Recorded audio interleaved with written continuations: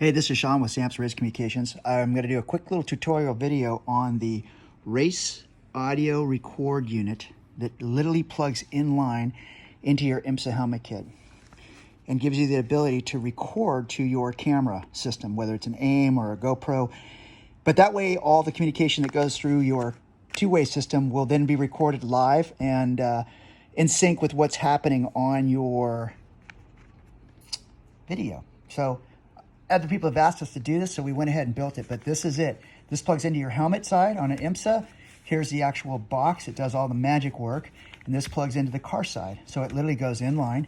You've got audio in and audio out. Your audio out will go to your recording device. Your audio in, you can run a receiver to it, or you can put another recording type, a two-way communication, something that just had audio in that would be recorded as well. So that's the setup, and it's completely.